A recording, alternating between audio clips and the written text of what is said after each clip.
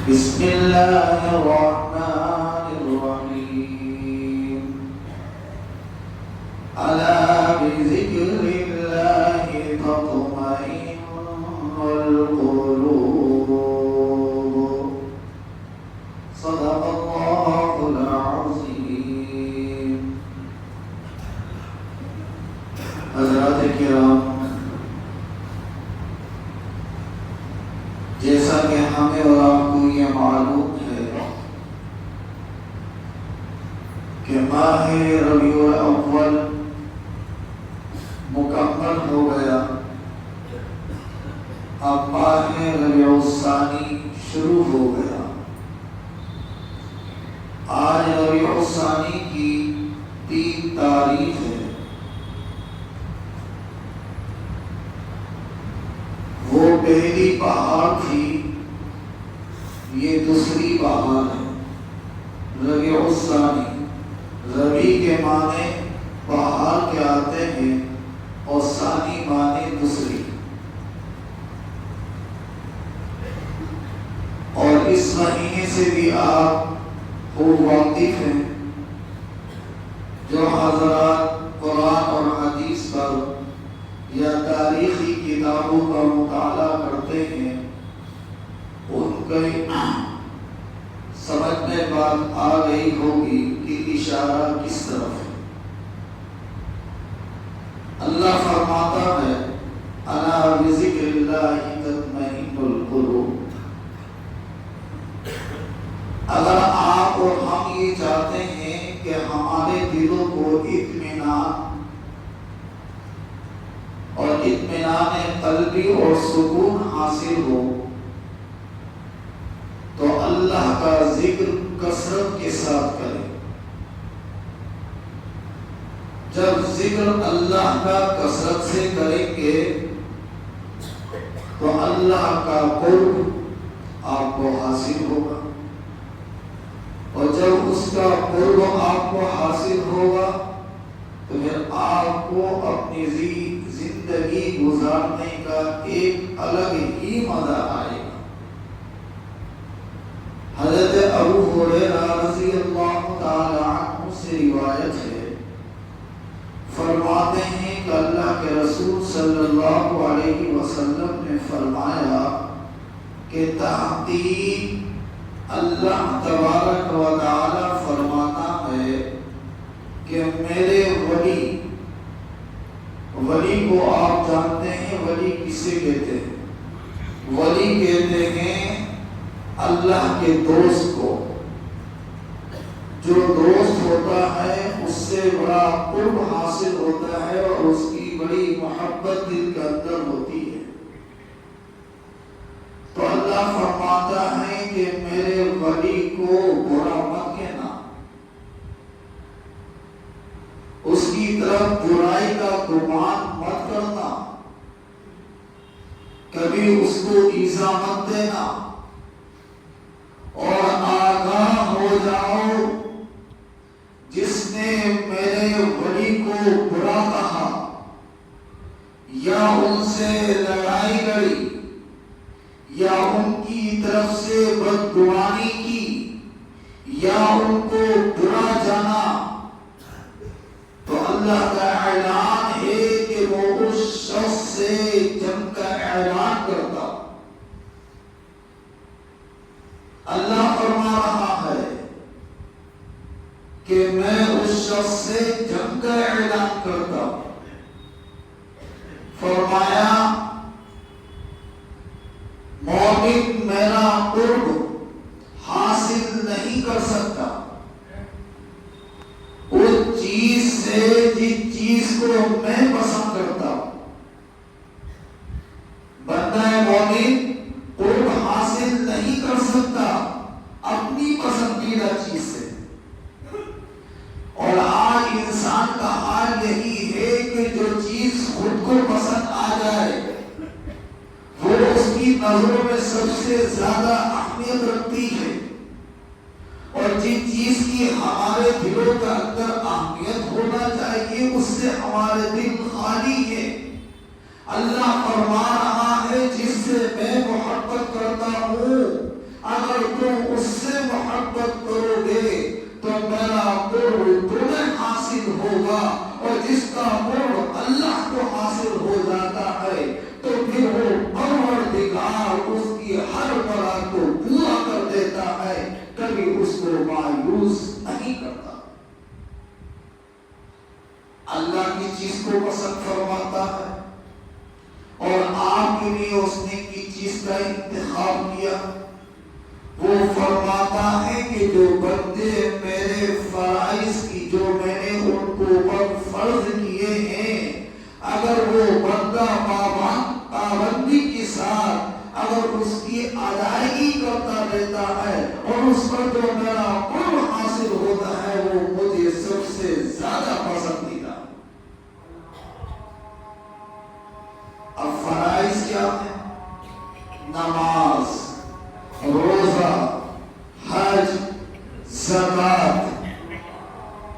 اب ذرا مسلمان اس پر غور و فکر کرے کہ جس طریقے سے اللہ چاہتا ہے کہ میرا بندہ میرے آگے سر جھکائے، کیا ہم اس طریقے سے جھکاتے ہیں؟ کیا آج ہماری اور آپ کی اس گہری نگاہ ہے قرآن اور حدیث پر، جس پر آج ہم انگلیاں اٹھاتے ہیں، ان کو حقیر جانتے ہیں؟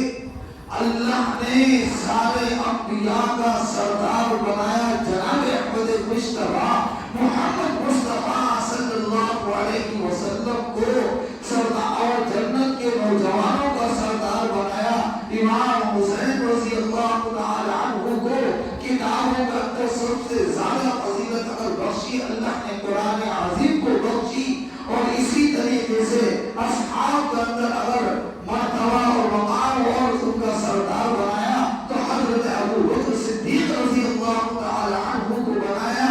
اسی طریقے سے اماموں کا اندر دیکھ لیں، اگر کتنا ائمہ ہیں، ان ائمہ میں جو مقام حضرت امام ابو حنیفہ رضی اللہ تعالی عنہ کو دیا، وہ کسی کو وہ مرتبہ وہ مقام حاصل نہیں ہے۔ اسی طریقے سے اللہ تبارک و تعالی نے بے شمار اولیاء کرام کو اس دنیا کا اندر جلوہ گر فرمایا۔ خدا کی قسم، جو مرتبہ اللہ نے شیخ عبد القادر جیلانی محمود سبحانی غوث اعظم رحمۃ اللہ علیہ کو بخشا، وہ کسی کو نہیں بخشا۔ سارے اولیاء کا سردار بنا کر آپ کو اس دنیا کا اندر جلوہ گر فرمایا۔ جب یہ بندے کیا بات حقیقت میں ان حضرات نے صرف قرآن کو پڑھا نہیں ہے، قرآن کو پڑھنے کے ساتھ ساتھ اس کو سمجھا، اس کی معانی پر غور و فکر کیا، اس سے مسائل نکالے، پھر اس کے مطابق ہی اپنی زندگی کے سفر کو طے کیا، اس سے ہٹ کر اپنی زندگی کو سفر کو نہیں گزارا۔ اور پھر جب بندہ کسی کا ہو جاتا ہے اور اللہ کر کر جب اللہ کا قرب اس کو حاصل ہو جاتا ہے تو پھر پروردگار عالم فرماتا ہے کہ اگر وہ ہاتھ اٹھاتا ہے، ہاتھ پکڑتا ہے تو خدا کی قسم میں اس کا ہاتھ بن جاتا ہوں، اگر وہ کسی اچھے کام کی طرف اگر وہ قدم بڑھاتا ہے تو میں اس کا پاؤں بن جاتا ہوں، جس نگاہ سے وہ دیکھتا ہے میں اس کی نگاہ بن جاتا ہوں، اور جو چیز مجھ سے مانگتا ہے پھر وہ میں اس کو عطا کر دیتا ہوں، اس کو محروم نہیں کرتا۔ دو چیزوں کے تعلق سے اللہ کے رسول نے فرمایا کہ اللہ جنگ کا اعلان کر رہا ہے، بڑی گہری بات ہے اور غور و فکر کرنے کی بات ہے۔ پہلی آیت بڑی الا بذکر اللہ تطمئن القلوب، دوسری آیت فاعلموا بحرب من اللہ ورسولہ۔ ان دو آیتوں کے تعلق سے اللہ کے رسول نے فرمایا میں ان سے جنگ کرنے والا ہوں، لڑائی کا اعلان کرتا ہوں۔ ایک تو وہ جو میرے ولی کے تعلق سے بدگمانی کرے ان کو خدا کہے، اس سے میں جنگ کا اعلان کرتا ہوں، اور ایک وہ انسان جو ہر برائی کسی برائی کے تعلق سے اللہ نے نہیں کہا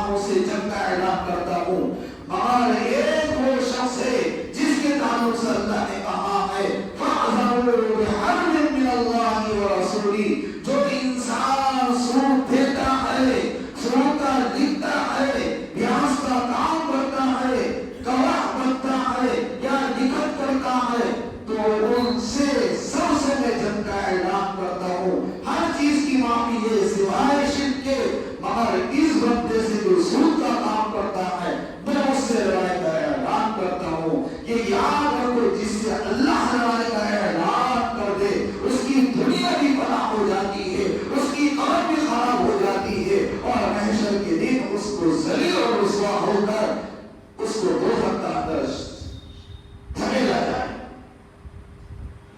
تو اس لیے آج کل موبائل کے دور چل رہا ہے، ہمارے نوجوان لڑکے اور لڑکیوں کو بڑا شوق بنا ہے کہ وہاں کم ہو کروڑ پتی اشارے میں بن جائے۔